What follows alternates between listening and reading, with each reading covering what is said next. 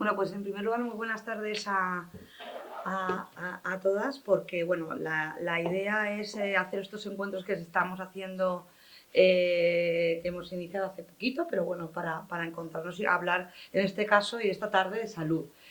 La mesa redonda es sobre salud cardiovascular de la mujer, que yo creo que es un tema súper interesante y que de alguna forma nos afecta a todos. Vamos a hablar de nutrición, vamos a hablar de salud cardiovascular, vamos a hablar también de cómo nos afectan las emociones. Y bueno, y para hablar de todo esto, que yo creo que va a ser súper interesante, pues mira, voy a empezar por el doctor Alejandro Pascual, que es un especialista en cardiología en Quirón Salud de Alicante, está ahí con nosotros, nos acompaña. A mi derecha tengo a la doctora Cristina Petrati, que ella es especialista en nutrición, en este caso de Quirón Salud Gran Alacant, está trabajando con nosotros. Y luego tenemos a la doctora María Jesús Gómez, que es directora de la Clínica UNE. También bienvenida y muchas gracias por estar con nosotros. Pues nada, vamos a hablar de todo lo que queramos. Yo voy a hacer un poco la entrevista para, de alguna manera, centrarnos y que ellos nos cuenten un poco unas cosas que sean interesantes y que podamos aprender esta tarde, muchas cosas chulas para vivir mejor, que es un poco la idea. Y luego ya vosotros pues, podéis hacer las preguntas que queráis, si os parece bien. Entonces, vamos a lo si os parece bien y voy a empezar por el doctor Pascual, Alejandro, y nos vas a contar un poquito cuáles son las claves del riesgo cardiovascular en la mujer y si es cierto que hay que tenemos síntomas diferentes al hombre. Bien, bueno, eso es un tema que siempre se ha dicho, ¿no? Que la mujer tiene un dolor torácico atípico. Pero claro, es un tema que realmente habría que desterrar, ¿no? Porque el dolor torácico en la mujer existe igual de frecuente en el hombre. O sea, la mujer puede consultar el 70 y pico, 80% de lo que consulta por dolor torácico. Que sea atípico, no, yo lo diría más que atípico, diferente que el del hombre, ¿no? Tiene más síntomas tipo sudoración, náuseas, vómitos, a lo mejor no se irradia tanto al epigastrio, pero sí mantenemos como el dolor torácico atípico, incluso los mismos profesionales de la salud, podemos hacer que se retrase el diagnóstico. Entonces, yo desterraría el dolor torácico atípico en las mujeres, ¿vale? Eso partiendo un poquito por ahí. Es decir, la primera causa de muerte de las mujeres es el cardiovascular, ¿vale? Eso hay que saberlo, lo tenéis que saber. Hay otras patologías muy famosas, cáncer de mama, etcétera, etcétera, pero bueno, el riesgo cardiovascular es el que más mata a la mujer y tiene mucha mortalidad porque se retrasa el diagnóstico por este dolor torácico mal definido como atípico, ¿no? Pues de todas maneras, hablando por extrapolar y hacer algún tema transversal, el tema de la nutrición, Cristina, ¿tú crees que debemos de comer diferentes los hombres de las mujeres o no? Sí, sí. En general todos deberíamos preservar la masa muscular y sobre todo después de los 40 años. Hoy se habla que es un índice de ser más saludable, a mayor masa muscular y menor grasa, cualquiera de nosotros, sea hombre o mujer. La mujer tiende a tener menos masa muscular y más difícil de producir o formar, porque tenemos hormonas diferentes. En el hombre está la testosterona, que es productora solamente con el ejercicio y una buena alimentación proteica, y en la mujer los estrógenos, que todas sabemos que después de entre los 45 y 55 se produce la menopausia y caída de los estrógenos. Eso hace que sea mucho más difícil formar masa muscular y formamos masa grasa. Pasamos de ser una pera a una manzana. Eso es a grandes rasgos, por más que nuestra conceptura sea cuidarnos y demás. Por eso es el momento donde nutricionalmente tenemos que cuidarnos de comer menos grasa, menos ultraprocesados y agregar a nuestra vida una rutina de ejercicios de fuerza. Eso es lo que se demostró hoy. Después de los 45 años, que el 10% de la masa muscular cae, porque ustedes saben que después de los 45 la ley de gravedad se empieza a notar y todo se nos cae, tanto a los hombres como a las mujeres. Pero eso es así. Pero la realidad es que deberíamos cuidar nuestra alimentación. ¿Cómo? A esa edad, más aporte de calcio, vitaminas, dosar las vitaminas antes de suplementar. No todo el mundo se puede suplementar por suplementar. Hay que ir a un especialista y consultar. ¿Qué me tengo que suplementar? ¿Sí? ¿Qué es importante? Sí, es importante. Pero es cierto que nuestra fuente de energía va a ser nuestro movimiento. A mayor actividad física, mayor energía, mayor vitalidad. Y esa física, ¿cuánto tiene que ser? Media hora al día de ejercicio de fuerza. Puede ser que no vayas al gimnasio, que la hagas en tu casa la fuerza, que subas escalera, que hagas bicicleta fija, que salgas a andar con el perro, que te implique una cuesta. No importa cuál sea la actividad física que elijas, pero tiene que ser a diario. Hoy las guías de nutrición y de la Sociedad Española de Obesidad y de Sobrepeso hablan de hacer 30 minutos al día, combinarlas con un ejercicio cardiovascular, que es esto de cinta, bicicleta. ¿Ah?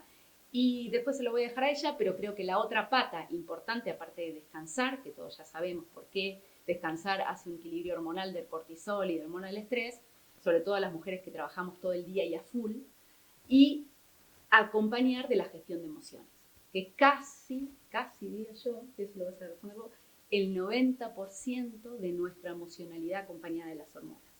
¿Sí? Totalmente.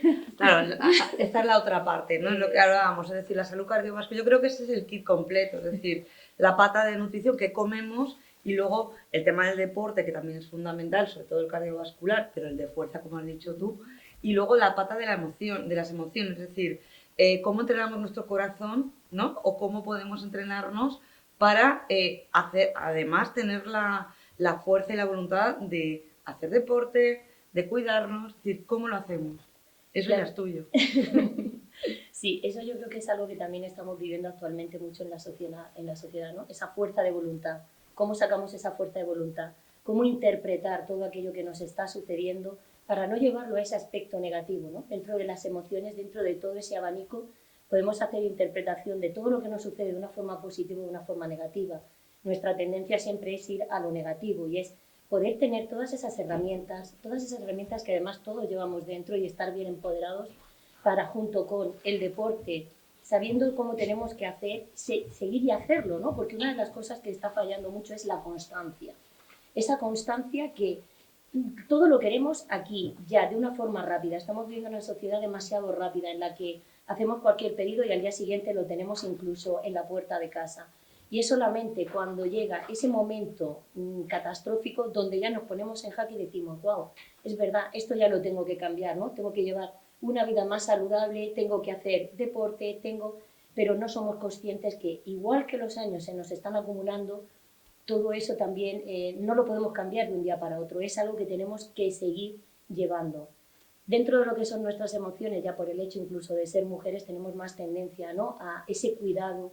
Somos además muy cuidadoras de nuestros hijos, como bien ha dicho Cristina, ¿no? Además estamos ahora en un entorno donde todas trabajamos, donde tenemos que hacer esa combinación, toda esa conciliación, que lo intentamos de todas las formas, pero llevamos a veces ritmos y horarios que nos impiden, ¿no? Y cuando llegas a casa llegas agotado, reventado, ¿cómo quieres salir? Y ahí aumenta, ¿no?, nuestra ansiedad.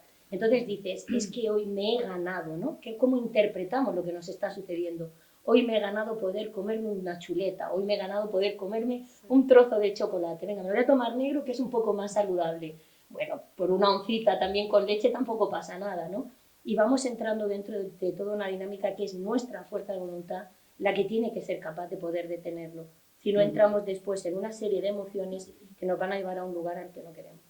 Y entonces, volviendo un poco al tema de las emociones y ese ritmo que tú decías, ese ritmo cardiológico, en consulta, porque siempre parece que los infartos tienen nombre masculino, históricamente es cierto, ¿no? Siempre aparece, o quizás era porque antiguamente se juntaba el puro copa y, no sé, ¿no? Los hombres eran más promiscuos a eso.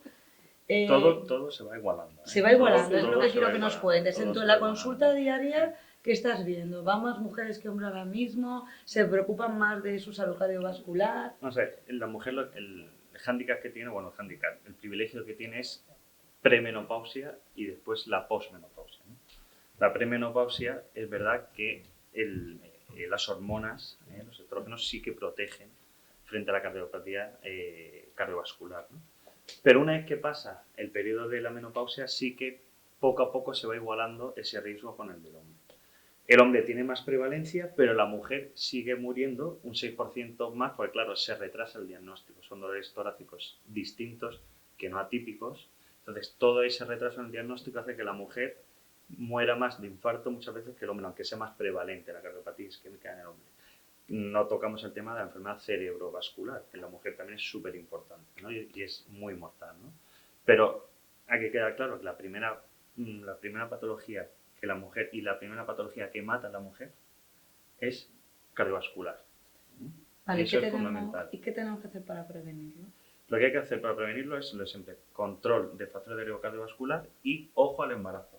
El embarazo, dicen por ahí que es una prueba de esfuerzo, es una prueba de esfuerzo de una mujer joven, de si ya tienes hipertensión en embarazo o preeclampsia o tienes diabetes gestacional. Ojo, que esos son datos que en el futuro pueden marcar el riesgo cardiovascular de una mujer. Y todo eso hay que incidir en ello y seguir a esas mujeres que han tenido esa prueba de esfuerzo, entre comillas, fisiológica que es el embarazo, y hay que seguirlas y hay que controlarlas. Y la información se debe dar igual al hombre que a la mujer. Tenemos que hacer ejercicio siempre. Seas hombre o mujer, tienes que hacer siempre ejercicio y buscar ejercicio. ¿Por qué? Porque el riesgo cardiovascular es lo que más mata tanto en hombres como en mujeres. Y eso tiene que calar en la sociedad y sobre todo en la mujer. Y sobre todo mujeres que no quieren, a lo mejor, lo típico que dicen, no me quiero tomar una pastillita, no vale tomarte una pastillita a tiempo que 20, 10 años más tarde. Siempre que nosotros damos alguna pastilla, decimos los pros y los contras, ¿no? Lo que no puede ser es que si haciendo ejercicio, haciendo las cosas bien, buena nutrición, tienes un colesterol alto, pues lógicamente tienes que tomar alguna pastilla. No pasa nada, eso no es un delito tomar una pastilla, una estatina, etcétera, etcétera, no es un delito. A veces se demonizan las pastillas, pero a veces hay que tomarlas por el bien, porque tú haces todo lo necesario para llegar a ese objetivo, pero no llegas, ¿no? Por ejemplo, en el caso del colesterol es el más claro, ¿no? Y lo que hay que incidir es buscar tiempo siempre para hacer ejercicio, ¿eh? Siempre es fundamental. Todo el mundo está cansado, todo el mundo quiere sal, y hacer ejercicio es esforzarte y intentar llegar al máximo, ¿no? No es voy a andar un rato alrededor de mi casa y eso es hacer ejercicio, no. Es andar rápido o hacer ejercicio de fuerza, etcétera, etcétera. Y todo eso cuesta, ¿eh? Pero hay que hacerlo, ¿eh? Tanto si eres mujer como hombre, hay que hacerlo siempre, ¿eh? El ejercicio es fundamental para disminuir tu riesgo cardiovascular, que siempre puedes tener un poquito, y a partir de la menopausia es verdad que aumenta. Además, una protección, ¿no? Es una protección. Exacto, lo que pasa es que, claro, a partir de la menopausia empieza a aumentar la incidencia de diabetes tipo 2 en mujeres, que es más frecuente la diabetes tipo 2 en mujeres que en hombres. Sabemos que la diabetes mal controlada es un factor muy potente cardiovascular. Las mujeres jóvenes fuman cada vez más, todo ese tipo de cosas, ese mensaje tiene que calar en la sociedad, y más en las mujeres. Entonces, el tabaco es mortal y se ha demostrado y se demostrará siempre. El ejercicio es fundamental y luego hay más diabetes en mujeres menopáusicas y la tensión arterial también es muy difícil de controlar también en ciertos sectores y las mujeres están muy poco controladas de la hipertensión arterial, ¿no? Y siguiendo el hilo de lo que dice, ¿hay que comer diferente cuando tienes hipertensión que cuando no la tienes? Totalmente. El aporte nutricional de menos ultraprocesados, o cuanto más virgen mejor. De hecho, ¿qué es lo ideal de comer? Porque esa sería la pregunta. Sin hacer una dieta específica o saludable. Son 5 piezas entre frutas y verduras. ¿Qué significa eso? Tengo que comer sí o sí 2 piezas de fruta, que sean de estación normalmente, porque las de estación son las que más están preparadas nutricionalmente. Por eso son de una determinada estación. Por ejemplo, en esta época sería la manzana, la pera, el plátano, de esta época. ¿Y qué sería lo otro? Verduras. Eso debe estar sí o sí en el día a día. Y luego 3 litros de hidratación de agua sería lo ideal. ¿Puede tomar jugo? Sí, sin azúcar, lo pueden hacer. Pero lo concreto es hidratarse. También cuenta, 3 litros es un montón. Bueno, si no podés eso, con caldo, se te cuenta el café que tomo. No hay riesgo de tomarse más de 1 litro de café por día, cardiovascularmente, en el caso de esto que me decís de la hipertensión arterial. ¿Qué no debería comer? Lo que se come por cultura, el jamón serrano, el queso, gouda, o sea, todo lo que sea lácteos o carnes que estén saladas.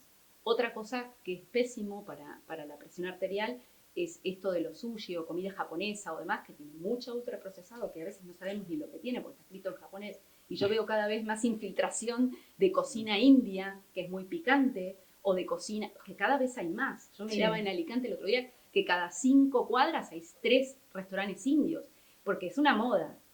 Y también en el tema, también se ve mucho en consulta el tema gourmet. Tengo chefs hipertensos, o sea, que van porque prueban y están todo el tiempo, o sea, y que tiene que ver con esto de lo que cocinan para el público, lo que cocinan para ellos y lo hacen más sofisticado, lo cocinan para el público.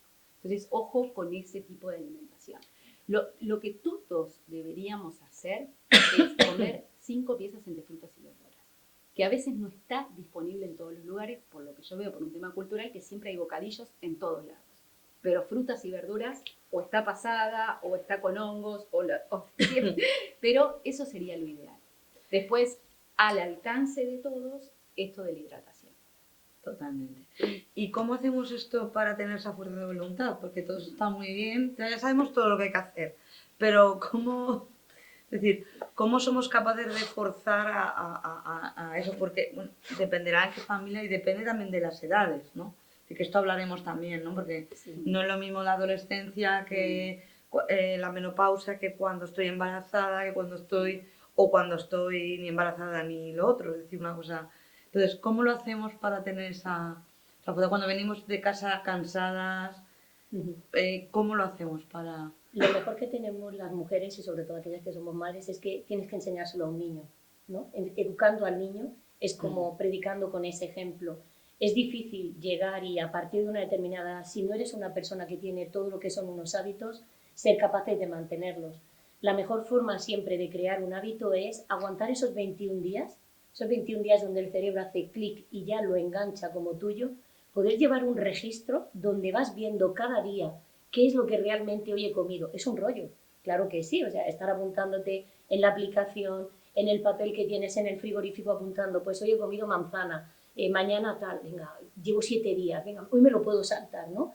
Tener esa fuerza de decir, no, he dicho que son 21 días y tienen que serlo, porque una vez que pasamos ese tiempo, nuestro cerebro lo integra, lo hace suyo y ya tenemos un hábito directamente formado. Un hábito que además el cuerpo lo va a agradecer muchísimo, por lo que estamos comentando, no sentir esa fatiga, levantarte de una forma alegre, levantarte sonriendo, darte cuenta de que da igual lo que pueda decir cualquier persona, que tú estás preparado para estar contento, estás preparado para enfrentarte a lo que sea. Tenemos día a día, ¿no? Que es lo que más nos lleva a poder romper, como bien ha comentado el compañero, a todo lo que tenemos en nuestro cerebro, que al final son sustancias químicas, porque son neurotransmisores, es la neuroquímica. Le damos lo que realmente necesita, nosotros estamos arriba.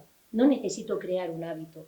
Si a mi cerebro yo le doy aquello que no necesita, hoy estoy bien, mañana no, y somos conscientes, porque además nuestro cerebro sabe perfectamente y nuestras emociones qué necesitamos comer, qué nos sienta mal, y aún así muchas veces insistimos, ¿no?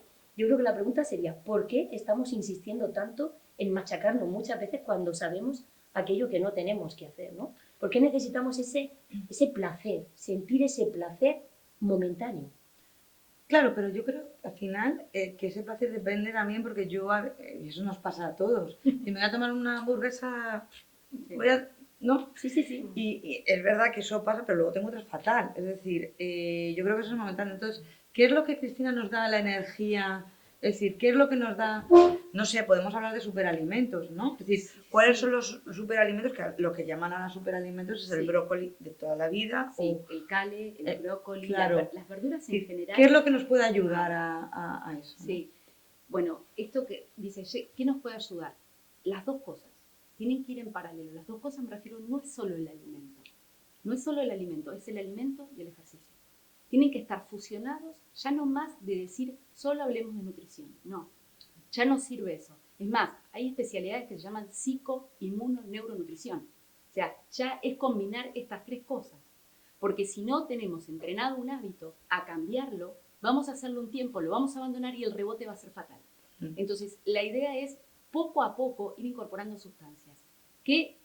Verduras de hoja, por ejemplo, en el caso de la menopausia, porque aportan calcio, que es lo que necesitamos en la menopausia. Que no va a ser lo mismo que en la adolescencia, porque tenemos la regla, en la regla perdemos más sangre, entonces va a necesitar hierro, lentejas, como nos alimentamos en la adolescencia. Donde no hay que meter como adheridos son los carbohidratos en general. Sustancias como las harinas, que las harinas tienen sal y también tienen azúcar. Entonces, estas tres cosas, como yo siempre digo, las tres sustancias blancas, es como la cocaína de veneno. Es blanca, harina, azúcar y sal. Y por ejemplo, la harina de avena, que ahora es la harina de garbanzos. Eso, yo hablo un poco de todo lo que ahora está en el mercado, ¿no? Porque totalmente. Es que es diferente. Ecológicas o no ecológicas. ¿Qué sería para mí el superalimento?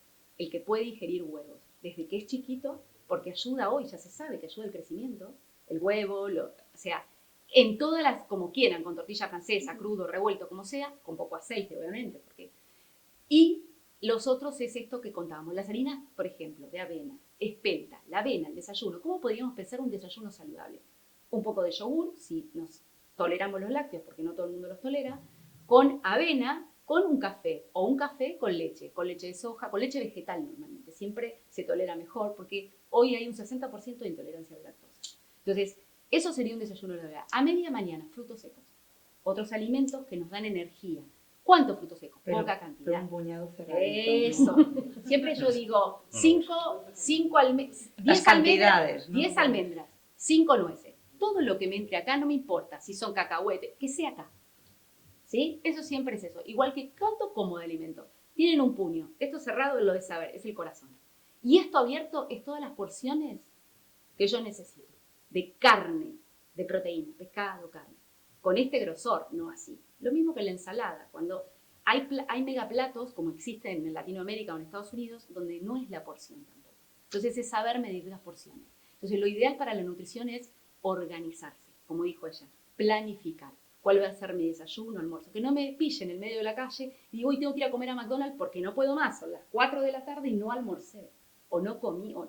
Entonces es planificarse y organizarse. Y Alejandro, que él también él es especialista en cardiología, pero también deportiva. Si tuvieras que hacer un pequeño plan así rápido, por edades, por franja de edad, de qué tipo de ejercicio cardiovascular es bueno en cada edad, por ejemplo, para adolescentes, para incluso mujeres embarazadas que tampoco tienen, una está embarazada pero está enferma. Efectivamente, ¿no? Está menopáusica y tampoco enferma. Efectivamente, ¿no? Entonces, o ya estoy mayor y tienen 50 años, ¿cómo estar tan mayor? Es que es imposible, o sea, ¿qué planificación harías tú? Bueno, empezando por las embarazadas, yo que he sido padre de una niña hace poquito, mi mujer es muy deportista y ha seguido haciendo deporte, ya no solo por su salud física, sino por la epigenética también, hablamos de epigenética si queréis, y luego la salud mental, ¿no? Cuando una mujer es muy activa y ahora entra en ese periodo en el que ella no está activa porque ya no va al trabajo, etcétera, etcétera, porque está ya muy embarazada, etcétera, etcétera, esa salud mental que le aporta el deporte, y yo siempre le decía, sigue haciendo tu deporte ajustado un poquito a lo que, ¿no? Iba a su pilates también, etcétera, etcétera. Ella no dejó de hacer deporte. Es más, el día que nos fuimos al hospital, esa tarde había hecho pilates. Digo, ¿cómo puede ser? ¿Cómo puede ser que vamos a tener ya a la niña si se acaba de hacer pilates? Pues, y efectivamente fuimos, ¿no? Pues esa anécdota siempre la cuento, ¿no? Esa misma tarde ella sí que fue a pilates y nunca dejó de hacer deporte, ¿no? Los adolescentes pueden hacer cualquier deporte, sean niños o niñas, pueden hacer cualquier deporte, porque yo me acuerdo que antiguamente en el patio del colegio vamos al fútbol o al baloncesto, no te dolía nada, ¿no? No nos dolía nada. Íbamos a la casa, un rasguño, no nos dolía nada, parecía que iba todo bien, ¿no? Y conforme vas cumpliendo años, todos los deportes de impacto, ¿no? O, por ejemplo, la carrera, si eres una persona, por ejemplo, que pesa 100 kilos porque es de constitución muy fuerte, lógicamente no vas a ser maratoniano o maratoniana, ¿no? Te ajustas un poquito al deporte que tú puedes hacer, ¿no? Yo, por ejemplo, soy nadador, he sido nadador siempre. Es un deporte muy bueno y le agradezco a mis padres que me iniciaron desde pequeñito, porque luego es un deporte técnico que al final, si no tienes técnica, pues te cansas, ¿no? Hacer un grupo de deporte, es decir, que tengas tu equipo, que tengas tu ambiente, que vayas con ganas a hacer ejercicio, porque hay gente que dice, bueno, yo tengo media hora, me voy al gimnasio. Pues vas desmotivado. La motivación es fundamental para el ejercicio, tanto para el hombre como para la mujer. Tienes que ir motivado, con ganas de hacer algo, formar parte de un equipo, ir con tu mujer, con tu marido, con tus hijos, hacerlo en equipo si ves que no tienes la fuerza de voluntad, pero eso es fundamental, ¿no? Y hay gente que dice, no, yo que salgo a andar, sí, está muy bien que salgas a andar, pero tienes que meterte en una dinámica en la que tú involucres o a tu familia o a tus amigos en ese deporte, porque si tú vas acompañado, el deporte lo haces siempre con mucha más alegría, ¿no? Y el optimismo y la motivación en el deporte es fundamental, porque ya ninguno de nosotros va a ser campeón olímpico, que necesitas otro tipo de ejercicio, ¿no? Que tú lo que necesitas es motivación, que salgas de casa, cierres la puerta con tu mochila y digas, me apetece ir a hacer ejercicio. ¿Cómo lo hago? Formando parte de un equipo. O hay gente que realmente tiene una fuerza de voluntad brutal. Pero bueno, eso tiene que ser sagrado. Cuando llegas cansado a casa de trabajar de una larga jornada, muchas veces, y así es invierno, lo que menos te apetece es salir de casa, pero hay que intentarlo, y si formas parte de un equipo, al final esa motivación te lleva a que hagas ejercicio 5 o incluso todos los días, ¿no? Semana, y eso es fundamental, ¿no? Le quería agregar algo porque eso es algo de consulta de todos los días. Pero ¿cómo hago, doctora? Yo tengo que empezar, soy sedentario, no me muevo. Hay 2 palabras que yo le nombro y él hace un clic en la cabeza, que vos me vas a decir, compromiso y responsabilidad. Sí. Si yo estoy comprometido con la intención, me dan un método y lo realizo. Es eso. O sea, yo quiero bajar de peso o quiero ser saludable y quiero empezar a hacer ejercicio. ¿Cómo hago? Y la otra cosa siempre también es, ¿y la voluntad de dónde la saco? Si no tienen voluntad, alquilen la voluntad. Contrátense un personal trainer, claro, porque inclusive te va a observar cuál es el ejercicio adecuado. Que anima bastante. Exactamente, porque es el que te lleva, no tengo voluntad. Vení, tenés que estar hasta ahora, tenés que comprometerte, tenés que ir, no lo podés dejar clavado, llueva, truene, no importa la excusa, pero hay que alquilar voluntad. Totalmente. Y yo me gustaría también, bueno, eso es una cosa que si yo me permitiría, a mí me pasó, yo hace 12 años empecé a entrenar y porque me pasó esto que tú has dicho, a partir de los 40 todo se cae, o te operas Sí. o te pones a entrenar. Y esto fue un poco la motivación mía, aunque parezca, ¿no? Sí, sí. Pero es verdad que al final haces grupo, haces equipo, tienes un compromiso, Fundamental. pasas de Sí. 2 días, yo entreno 4 días a la semana, somos amigos, es decir, al final haces un equipo y eso de verdad que os lo recomiendo a todo el mundo porque es maravilloso, ¿no? Pero volviendo un poco al tema de terapias y de emociones, igual que hemos hablado un poco de qué etapas, ¿no? Y ahora hablaremos con ella también de qué comen en cada etapa de la vida un poco más concretamente. Yo sé que ahora, yo creo que hoy en día ya esa vergüenza de decir voy a terapia, voy al psicólogo o necesito ayuda, yo creo que ha desaparecido, por lo menos en algunas generaciones, ¿no? ¿Crees que es bueno o habitualmente o cada X tiempo, es decir, ir al psicólogo, aunque creas que no te pasa nada? Quiero decir, fíjate lo que te estoy preguntando, ¿no? Porque a veces es como, me voy a hacer un chequeo, ¿no? Yo no me pasa nada, pero me voy a hacer un chequeo. Emocionalmente es bueno hacerse chequeos emocionales para ver si estás bien. O sea, pregunto, ¿y en qué etapas es bueno desde la adolescencia hasta, ¿no? Estamos hablando de la etapa madura de la mujer, cuando estás embarazada, que es la época, y la menopausia, o sea, e incluso personas mayores, por supuesto, Sí. que son quizás las que más muchas veces lo necesitan, ¿no?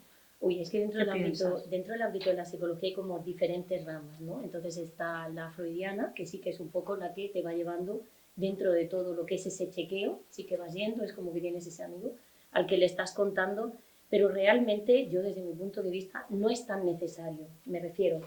Si una persona está sana, no hay por qué ir a hurgar, no hay por qué ir a comentar, estamos funcionando bien, hay algo que todos sabemos y es que nuestro pasado ya está pasado, no lo podemos cambiar. Nuestro futuro es algo que está por llevar, ¿no? Nos va a llevar a todo lo que es esa ansiedad. Pero lo que es el estar hoy en día, el poder estar viviendo más de una forma lo que es el presente, no requiere tanto de ir a esa terapia psicológica. ¿Se puede ir? Sí. Personalmente no es algo que diga, bueno, pues vamos, ¿no? Porque al final puede perder incluso el valor que tiene. Daros cuenta que estamos hablando de algo importante, de algo que es súper importante poder mantener esa línea de dónde queda lo profesional, no es lo mismo que un personal trainer, dónde queda lo personal y dónde queda lo profesional, dónde está la empatía, ha pasado tanto tiempo y a veces podemos incluso crearle a las personas como es que debería de haber venido antes. Yo siempre transmito lo mismo, ¿no? Dentro del ámbito donde yo trabajo ha llegado en el momento que tenías que llegar y a partir de ahora es cuando vamos a empezar a trabajar, porque no podemos cambiar ninguno de nosotros lo que ha pasado a las 5:30, ninguno, pero es que ni hace un minuto. Entonces es, a partir de ahora, ¿cómo tengo que ir? A veces cargar a las personas con esa responsabilidad todavía mayor de tengo que ir, se me ha pasado, y sí. En cambio dices, hay profesionales en los que sí o sí tienen que ir, ¿no? Por ejemplo, como comentaba el compañero, esas revisiones después de haber tenido ese embarazo, bueno, no hace falta que vaya, bueno, sí que es importante ir, poder mantener todo lo que es esa dieta saludable, por supuesto. Ahora, yo me encuentro emocionalmente decaída, hay algo que me está sucediendo, no termino de entender, ¿puedo buscar esa ayuda? Sí que podemos ir a buscar esa ayuda. Como bien comentas, dentro del ámbito de la psicología cada vez se ha perdido un poquito más como ese miedo incluso a contarlo, ¿no? El decir, voy y hay alguien que me está ayudando, porque digamos que es una disciplina que como es relativamente joven, va cogiendo más ese hábito de cuando vas al psicólogo, el psicólogo no te dice lo que tienes que hacer, te alquila esa voluntad, te dice, aquí tienes la fuerza de voluntad. De hecho, son muchísimas las especialidades que hay donde también está la psicología de la alimentación. Entonces, sí que es cierto que los jóvenes, claro que nos encontramos con la parte del desarrollo, pues los jóvenes, los adolescentes, les cuesta más ir a cualquier sitio, tienen al amigo, la familia deja de ser la familia y su familia pasan a ser las amistades, las vivencias de cada una de ellos. Ahí los padres nos volvemos todos locos, ¿no? Cuando nuestro hijo va a entrar en la adolescencia porque dices, wow, ¿y ahora qué es lo que va a suceder? ¿Dónde ha quedado todos esos hábitos que le he podido enseñar? ahora me pide dinero para ir al Burger King, ahora me pide dinero porque se quieren ir a tal. Sí que además el dinero lo está invirtiendo en alcohol, ¿no? En grasa, en calorías vacías. Además le está perjudicando, pero es cierto que tenemos también ahí ese año o 2 años que dura ese movimiento hormonal que tenemos que saber esperar para poder llegar y ayudarles. Nosotros le podemos seguir machacando y lo único que vamos a conseguir es esa resistencia hacia nosotros. Como era comentado también el compañero, ¿no? Benditos los padres que nos han estado inculcando en ciertas cosas que nosotros decíamos, no, no me apetece, es que no va mi amigo, y aprendes a socializar, aprendes sobre ti mismo. Pero yo creo que fíjate que ha cambiado la sociedad muchísimo. Mucho. Y lo que valía en la época de nuestros padres no nos vale ahora. Es decir, es que yo digo, no sé si os ha pasado, yo lo hacía como me lo hacía mi madre, pero es que no tiene nada que ver. Yo recuerdo que antes me ponía con el cable del teléfono en la cocina para que no me oyera, y hoy en día con los móviles se meten en las habitaciones y dice, qué bien está en casa, pero a lo mejor tiene más peligro navegando internet, que no sabemos dónde están, que cuando van a dar un paseo por la calle, ¿no? Que muchas veces. Entonces, ¿cómo identificar? Igual que se puede identificar, que hemos preguntado, ¿no? Le hemos preguntado, oye, Alejandro, ¿cómo podemos identificar un síntoma cardiovascular? ¿Cómo podemos identificar un problema emocional? Tanto, no estoy hablando, fíjate, no estoy hablando solo de nuestros hijos, estamos hablando de nuestros padres, que son mayores. ¿Cómo podemos identificar que están con depresión? Porque parece que al ser nuestros padres nunca pueden deprimirse, y sí que lo hacen, ¿no? ¿Cómo identificar esos síntomas? Cuando nosotros, el niño, normalmente la depresión la suele manifestar con rabia, con ira, porque todavía no tiene esa capacidad de asumir lo que es esa tristeza. Y ya dentro de lo que es el joven adulto es cuando empezamos con esa tristeza, con esa desgana, con esa apatía.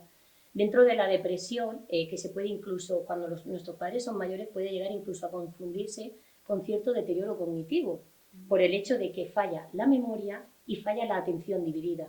Además, esos dos síntomas son los que diferencian lo que sería el deterioro cognitivo de lo que sería una depresión.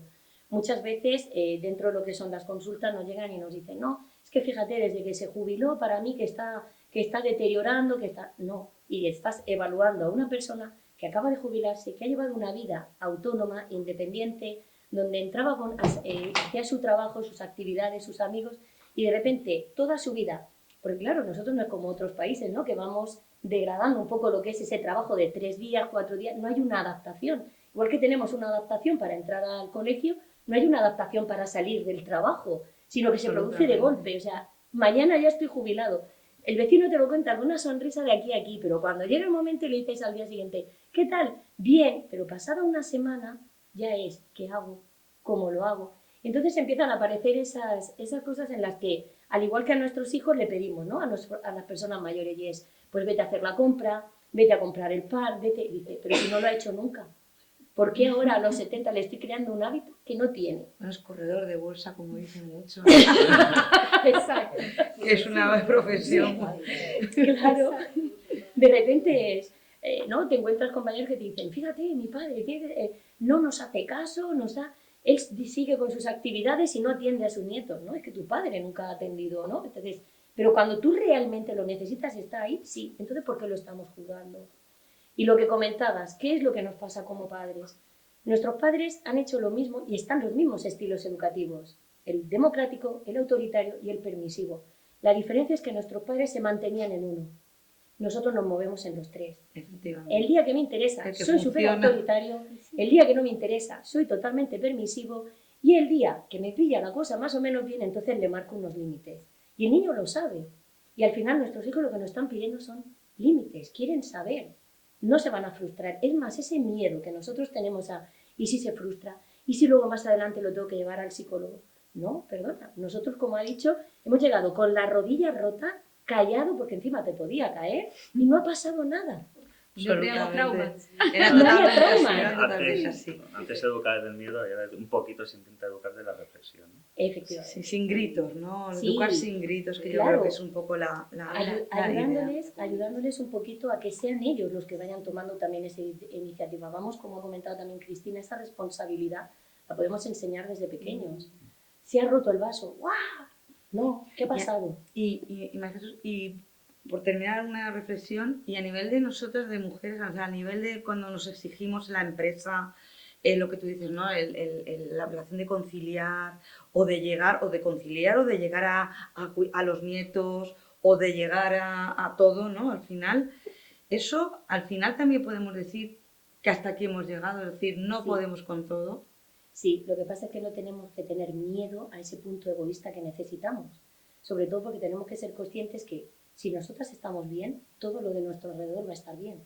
Si nosotras estamos mal porque queremos ser la superwoman, todo nuestro alrededor va a ser mal.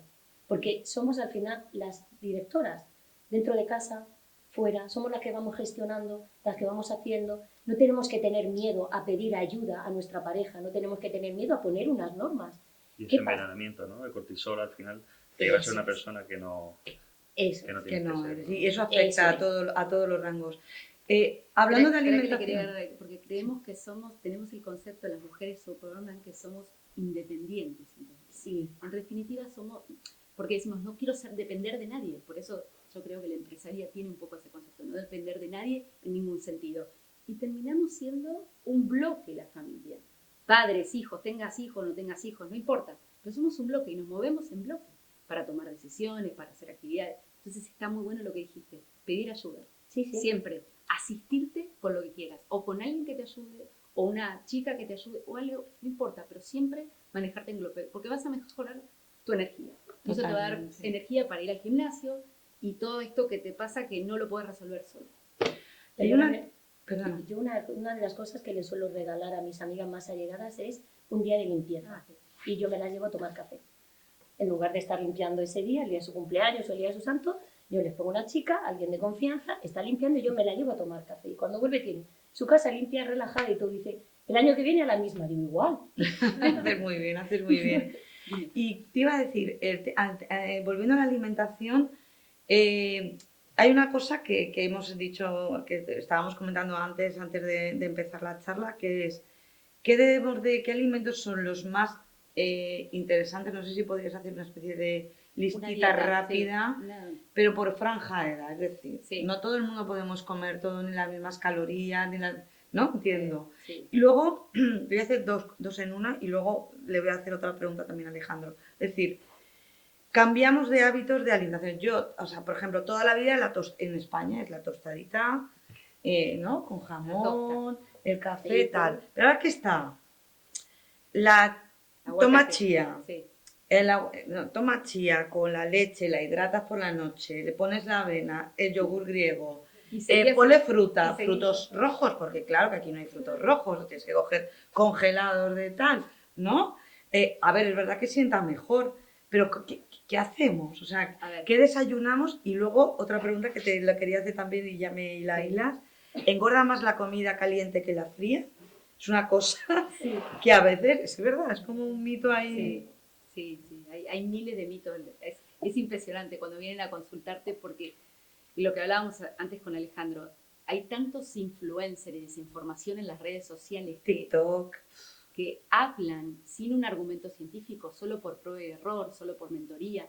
A ver, no es por juzgar, pero a veces estuvimos 12 años sentados en un escritorio estudiando 12 horas por día y de golpe sale alguien, influencer, contando algo que no es verdad, que no hay fundamento, que no hay experiencia, que lo que te vale en realidad es la experiencia, es haber visto miles de pacientes, miles y leído del tema. Esto que me decís es muy de influencer. A ver, los frutos rojos, que esto... A ver, yo no digo que no. El desayuno, hay algo que es fundamental. Es la pirámide de la dieta mediterránea. La buscan en Google, la tienen todos. Esa es la base, viviendo en el Mediterráneo, no viviendo en Japón ni en China, que deberíamos todo comer. De hecho, ahora se agregó en la última franja el deporte y la vida social. En la última parte. ¿Qué es lo que menos deberíamos comer? Lácteos y quesos, por el tema de la hipertensión, por el tema de la grasa, por el tema... ¿Qué debería ser un desayuno típico? Lo que les contaba, a cualquier edad, cuando somos adolescentes, sí podemos agregar la tosta de pan integral y de pan blanco. También en la adolescencia, porque lo vas a gastar después. No tiene tanto aporte de grasa. ¿Con qué aceite? Con aceite poco de oliva, 2 o 3 cucharadas en el día repartidas, claro. Pero que en la adolescencia también después. ¿Qué puedo comer? ¿Puedo comer la tosta? Sí, pero con aceite y tomate. Jamón, diríamos, con el riesgo cardiovascular no funciona. ¿sí? ¿El O sea, pavo tampoco? no, sí, el pavo puede ser, el jamón york hiperdesgrasado, ¿sí? Cuando Pero hay son- pavos y pavos, ¿eh? Claro, Lo sé. Es que hay unos que sí. es Después, como el chope casi. Sí, totalmente. después los frutos secos, La coa, después ¿no? la comida que la tenemos, siempre va a ser una proteína, carne, pollo, pescado, si puedo comer, si me cae bien porque hay gente que es intolerante y es vegetariana, y una verdura. Todas las verduras, en realidad, para que sea suficiente, equilibrada, la alimentación tiene que haber de todo y de lo que me cae bien. Porque si tenés una diverticulosis, no te comas ni cale, ni brócoli. O sea, siempre hay que... Por eso, cada dieta, yo siempre digo, cada nutrición es personalizada. Uno tiene que ir al médico y buscar una planificación propia. Porque todos tenemos una analítica diferente, todos tenemos una cultura diferente. Yo les voy a contar mi realidad. Saben que soy argentina porque ya lo notaron. Cuando vine a España, cambié de alimentación, porque mi cultura es diferente. En Latinoamérica se come muy diferente. Y en Argentina, sobre todo, ustedes saben que el asado es todo, es como en Galicia comer un bife. Es imposible romper esa cultura, es como la tosta. Y yo entiendo que a un argentino le tenés que decir, va a tener que comer asado y lo va a tener que comer. Y lo mismo acá la tosta, pero que se puede cambiar la tosta de pan blanco por la pasta integral. ¿Cuándo? Una al día. En la mujer menopausia. Ahora, yo te pregunto a vos que estás embarazada, seguro que fuiste a la nutricionista. No, pero intuitivamente vos sabés lo que hay que comer y lo que no hay que comer. Efectivamente, lo que pasa es que va variando y cada vez te están limitando más. Porque yo, por ejemplo, lo hablo con mi madre y tal, y entonces no se puede comer ahora, antes sí se podía. Entonces, Claro, tenés que aportarle todo lo que sea el crecimiento para el bebé. O sea, todo lo que sea lácteos, calcio, fundamental. El ácido fólico, pero como ahora se suplementa, tampoco necesitas tanta alimentación. Todos vivimos en una capsulita, todos te la hacen fácil. Y luego yo tengo un amigo que es digestivo, que tiene toda la razón del mundo. Que sea cardio saludable no significa que sea colon saludable. Claro, exacto. Por eso Que cada puede uno... largarse la verdura, etcétera, etcétera. Es decir, me refiero que sí, me refiero a que es fundamental. Dicen, no es que como me sienta más claro, porque hay alimentos que son sanos que sientan relativamente mal, ¿no? Exacto. Pero bueno, eso, ¿no? Que sea cardio saludable no significa que sea colon saludable, pero sigue siendo cardio saludable. Exacto. Y otra cosa, ¿qué Suele mujer, coincidir, ¿no? ¿qué mujer no se inflama? Cuando está en periodo de la menopausia, no está en periodo de la menopausia, cuando tiene la regla, todas inflamadas, todas. Entonces, claro, no te comas un pote de avena con yogur porque probablemente vayas al trabajo y te sientas incómoda. O sea, eso también, y somos espejo dependiente la mujer. ¿Quién no se miró al espejo? ¿Y quién no le preguntó a la amiga, ¿tengo más panza o menos panza? Entonces, tenés que comer los alimentos que te sientan bien, pero planificarte algo para vos. Entonces, lo que es bueno para ella no es bueno para mí. Frutos rojos, desterremos frutos rojos. Sí, es bueno, son antioxidantes, son lo ideal para los... Pero no hay que, o sea, o las frutas de estación, como te dije hoy, se llaman de estación porque aportan todos los nutrientes de la estación. Totalmente. Lo que necesitamos para la uña, para el pelo, el colágeno, viene en la manzana. Que necesito potasio, me acalambro de noche, comete un plátano al día, no necesitas ir a comprar la pastilla. Cuanto más vamos a la natural, pero lo natural de alimento y no nos vamos a la casa de los suplementos donde me den la pastillita. Totalmente. Porque aparte vas a tener una intolerancia gástrica. Llegan a los 50 tomando todos omeprazol, porque no me lo aguanto. Efectivamente, no, lo omeprazol, efectivamente. Eso Que es decía... sagrado, pero entonces sí, alguien tiene un laboratorio, pero es sagrado. Es verdad que luego El el 90%. ser humano está hecho para ahorrar, no está hecho para Exacto. gastar. Nosotros tenemos la misma genética, la misma que el cazador-recolector. Y esa persona lo que comía algo rápidamente de algún árbol, alguna frutita, Supervivencia. y iba yendo hacia el mamut. Y así. Y yo escuché charlas de endocrinos, ¿no? Y Sí. tal. Dicen eso, ¿no? Que nosotros somos exactamente la misma genética que el cazador-recolector. El cazador-recolector no tenía supermercados, ¿no? Y al final llegaba al mamut, lo mataba y se lo comía, ¿no? Y toda esa dosis de proteína a lo mejor era cada semana o cada 10 días, ¿no?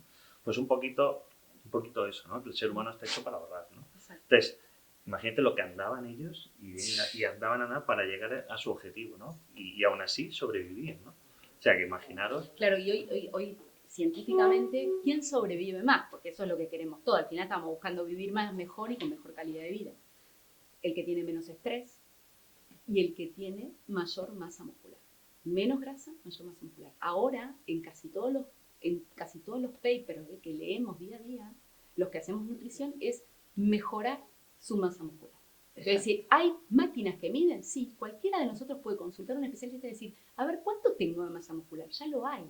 Ya hay medidores de masa muscular. Entonces ese sería nuestro parámetro para cada uno. Porque eso es lo que te va a hacer también a nivel deportivo, es proteger los huesos, es decir, cuanto más masa muscular que tengo alrededor de mi rodilla, ¿no? Menos problemas voy a tener o dolores. Si tengo musculada la espalda, mejor voy a estar, no me va a doler, como... No sé, una cosa es musculación y otra cosa es hipertrofiar de forma artificial. Que hay mucha gente, que es un concepto muy musculitos y tal, ¿no? Eso, bueno, cada uno tiene el cuerpo que tiene la estructura ósea que tiene y tiene que tener la musculación que tiene que tener. Es decir, tienes que tener una musculación de que puedas hacer flexiones, dominadas, etc. Pero sobrecargarte y crear una hipertrofia artificial simplemente por tener un brazo o una espalda, etcétera, etcétera, si lo tienes que hacer de todo el cuerpo, ¿no? Entonces, hay cuerpos que realmente son artificiales, están hipertrofiados de forma artificial. Luego le dices a esa persona que haga 5 o 10 kilómetros corriendo y no puede hacerlo. Entonces, si un ser humano que está hecho para andar, correr, etcétera, no puede ni hacerlo, pues lógicamente esa persona tiene que mirarse que realmente la parte cardiovascular la abandona totalmente. La musculación es importante, pero una musculación sana. No ir al gimnasio y machacarse ya 100 bíceps todos los días, porque claro, se te pone un bíceps totalmente artificial, ¿no? Entonces, ¿eso es sano? Yo creo que no. Lo que es sano, tu cuerpo tiene una estructura ósea para cierto grado de músculo.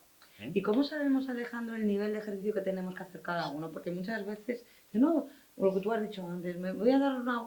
Yo ando todos los días, pero dependerá, ¿no? De la edad. Hoy es verdad que hay relojes que te marcan los pasos, te dice objetivo cumplido del día, etcétera, etcétera. Levéntate que no caminaste. Entonces, yo muchas veces cuando viene el paciente a consulta, me dice, no, yo ando. Bueno, yo ando. Bueno, le importa que veamos y dices que usted anda 4.000 pasos al día. Eso no es lo que... Pues yo hago muchísimo. O sea, que la gente muchas veces cree que hace más de lo que realmente hace, ¿no? Y luego, no sabéis lo que cuesta, quemar 1.000 calorías. O sea, quemar 1.000 calorías 4 cervezas. es o sea, lo que tardas en comerte o beberte 1.000 calorías, te cuesta una barbaridad quemarlo. ¿Por qué? Porque el ser humano, insisto, está hecho para ahorrar. Y, claro, entonces tiene unos depósitos grasos importantísimos que rápidamente, si tú tienes un periodo de escasez, que nosotros en el mundo occidental no hay, pues tira de eso y sobrevive muchísimo tiempo, solo alimentándolo con agua y algún electrolito. Entonces, eso es lo que la gente tiene que entender, ¿no? Un poquito que cuesta mucho quemar la cantidad de calorías que muchas veces ingerimos sin darnos cuenta, ¿eh? ¿Y cómo tenemos, yo me gustaría, porque bueno, todas nos reflexionamos y decimos, vale, yo como si quiero mejorar mi calidad de vida y quiero empezar, y no soy una obesa mórbida, es decir, soy una persona que quiero perder, oye, pues me sobran 5 o 6 kilos, o lo que sea, ¿por dónde empezamos? Es decir, ¿a qué profesional tenemos que ir? ¿Cómo podemos empezar? Primero, mi opinión personal es motivación, es decir, es como el que quiere dejar de fumar, y se junta todos los días en la partida de no sé qué y están todo el mundo fumando puros o tabaco. Pero lógicamente esa motivación es muy complicado, ¿no? Entonces tú, si no tienes tiempo, tienes muy poquito tiempo, pues no te vayas. Por ejemplo, no que yo me quería escalar porque yo me gusta escalar, pues al final, el tercer día, que llevas 3 horas levantándote a las 5 de la mañana, no vas. Tienes que ser consecuente con el tiempo que tienes. El entrenador personal a mí me parece una opción muy buena cuando realmente tienes poco tiempo y te quieres iniciar. Primero porque ya has pagado un dinero. Y quieras o no, eso parece que no, pero si no, vas a decir, oye, ya he pagado un dinero, pues tengo que ir, ¿no? Y si el entrenador o entrenadora personal lo hace bien, te engancha de tal manera, te crea una serie de endorfinas que tú no puedes vivir sin hacer ese ejercicio, ¿no? Y eso es lo que tienes que hacer, esa motivación, engancharte a ese ejercicio. Y luego hay gente que desde pequeñitos le han inculcado esa cultura del deporte a sus hijos, ¿no? Como mi padre, por ejemplo. Entonces, claro, tú desde pequeñito lo has hecho, lo sigues haciendo y te encuentras mejor. De hecho, cuando estás un tiempo sin hacer algo, te encuentras mal, incluso mentalmente, tienes una fatiga mental, ¿no? Entonces, eso es lo que inculcar. Entonces, poco tiempo yo me iría por un entrenador personal y un nutricionista. Y una vez que ya tienes la base de tu ejercicio y tu hábito hecho, puedes incluso hacerlo tú solo. Si no, hay muchos hay equipos, por ejemplo, en distintas zonas de aquí, de equipos de marcha nórdica, etcétera, etcétera. Apúntate, sé parte de un equipo. Entonces, a partir de ahí sí que podrás hacer algo. Pero en tu casa, viendo documentales, seguro que no vas a hacer nada, ¿eh? Y una pregunta, y volviendo un poco para que yo creo que está conectado con vosotras dos, el tema de que hablábamos de la superalimentación, es decir, de vitamina B, yo qué sé, vitamina D, vitamina B12, espirulina, que hablábamos antes, ¿no? Omega 3. Hay mucha gente que se auto, ¿no? Sí, se automedica. Se automedica Sí. con ese tipo de vitaminas, Sí. vitamina C. ¿Qué hacer? O sea, A ver. es? Porque también tú vas, por ejemplo, a la ginecóloga, Claro. ¿no? Y cuando estás bueno, pues toma vitamina C, tómate esto, tal. Entonces, ¿qué es lo que tenemos que hacer? O sea, ¿qué profesional nos puede ayudar para saber qué es lo que necesitamos y qué es lo que no? Que también nos va a ayudar, ¿no? En esa motivación. Creo que María Jesús. en este orden es primero ir al médico generalista y pedir una analítica para saber cuál es mi propia vitamina D, cuál es lo que si tengo algún electrolito que reponer y demás. En la época de la menopausia, es cierto que con el COVID se estudió muchísimo el endotelio vascular y se sabe que la vitamina D está asociada al tema de la absorción, con esto de los 30 minutos sin protección solar, para mejorar la parte ósea. Es cierto, como decías vos, que la musculación ayuda al hueso y a medida que vamos creciendo, por eso los viejitos se caen y se rompen la cadera, porque tienen sarcopenia, debilidad de lo primero que se pierde, que es el cuádriceps.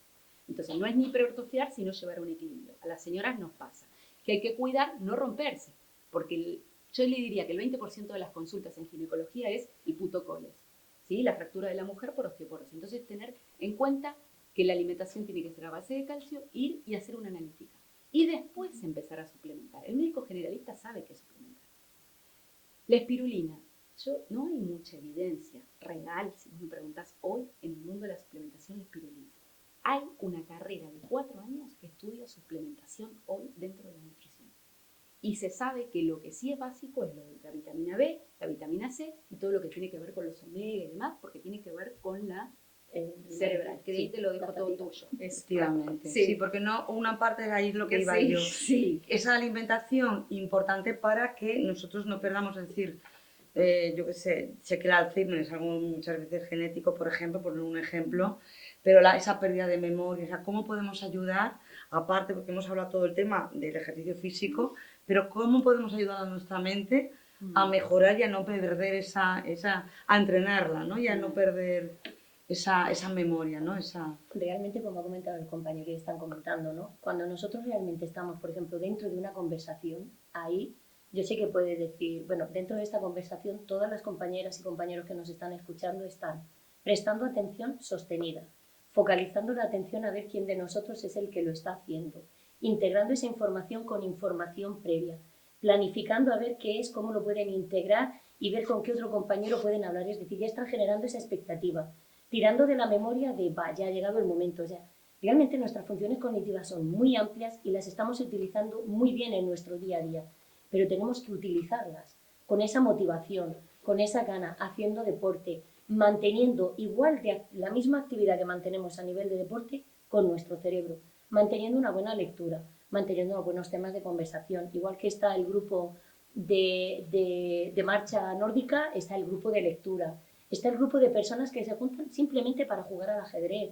está el grupo de personas que yo que vengo además que soy de una zona de Murcia donde es un pueblo, que se siguen juntando las abuelas para hacer costura, están trabajando ahí una cantidad de funciones cognitivas impresionantes, están manteniéndose en conseguir esa receta, poder leerlas, ahora tenemos todo con mucho acceso, ¿no? No pasa nada, he hecho esta receta y enseguida te la pasan por internet, vamos a intentar memorizarlo, vamos a intentar ir a la lista de la compra, a realizar la compra sin tener que tener esa lista, decir, vale, ya sé lo que tengo que comprar, le echan un primer vistazo, me lo meto en el bolsillo, compro y luego miro qué es lo que me falta y qué he metido de más.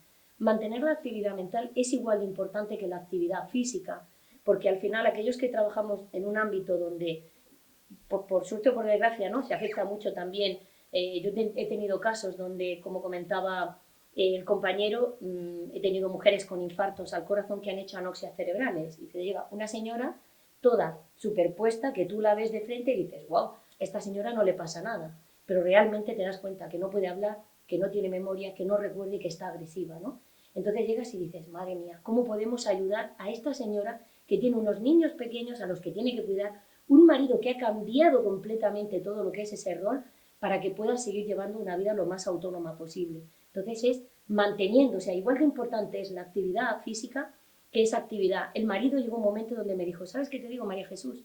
Prefiero que esté en una silla de ruedas, pero que piense bien, a que sea capaz de moverse y que no sea capaz de pensar sin saber a dónde va. Entonces, seguir manteniendo nuestra actividad, eso sí, como estamos hablando toda la tarde, todo lo podemos hacer dentro de unos límites.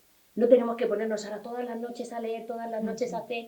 Voy a hacer un montón de sudoku. Bueno, toca el tercer día de casas. efectivamente. Hay que hacerlo todo con moderación. Eso es, un día sudoku, otro día hacemos lectura, otro día me voy a conversar con las amigas, otro día me pongo dentro de la cocina, la desorganizo, la organizo, he preparado unos platos súper deliciosos, otro día tiro de compañeros que resulta que voy caminando o que estoy corriendo, difícil, ¿no? Correr y hablar a la vez, pero bueno, he conocido a alguien súper interesante, voy a interesarme por lo que me está Lo que comentando. hablabais un poco de socializarte, que también es la otra pata Totalmente. fundamental. Sí, A sí, través del importante. deporte, a través de la lectura, a través de lo que sea, ¿no? Porque al final yo creo que también muchos de los problemas de las Sentirte parte personas de mayores algo. que se aíslan Sí. y entonces también esa atrofia es mucho, ¿no? En todos los sentidos es parte de mayor. la salud, como dice la Organización Mundial de la Salud, Totalmente. la salud mental, física y social. Totalmente. Bueno, pues yo lo que vamos a hacer aquí un punto y seguido para abrir un turno de preguntas a las compañeras que quieran hacerlo. Como sabéis, esta es una mesa, un encuentro alrededor de la salud organizada por AEPA. Y quisiera también, antes de abrir el turno de preguntas, recordaros, bueno, que Cristina, además es escritora, ha hecho, bueno, este libro, ¿no? Ha escrito este libro que se llama Pierde peso y que me gusta mucho lo que dice hábitos que cambian tu vida para siempre. La verdad es que los hábitos, que es lo que estamos hablando, saludables, son fundamentales desde pequeñitos o se pueden adquirir un poquito más adelante Siempre. si no lo hemos Siempre. tenido, pero bueno, Lo que dijo ella, lo digo por... 21 días. 21 días. Había una serie, ¿no? Absolutamente. Había una serie ¿Ah, sí? de una mujer que Ah, iba a no 21 sabía. días. Es Sí, por sí. eso, ¿no? Por Ah, No, es que realmente es lo Efectivamente. que el tiempo, la primera semana nuestro cerebro es como que todavía le cuesta, la segunda semana se resiste y tira de ti para tus viejos hábitos y cuando mantienes, el día 21 hace clac y ya, Y continúa, ya está. qué bueno. Y Forma la otra parte de cosa ti. que es parte del hábito es el micropaso. Se llama microestep. Sí. O sea, es poquito, poquito, poquito y de forma Microobjetivos. progresiva. Y los microobjetivos. Y anotarlos. Y felicitarlos y agradecerlos. Totalmente. Y eso construye el hábito. Totalmente. Pues os abro el turno de preguntas por si queréis preguntar cositas.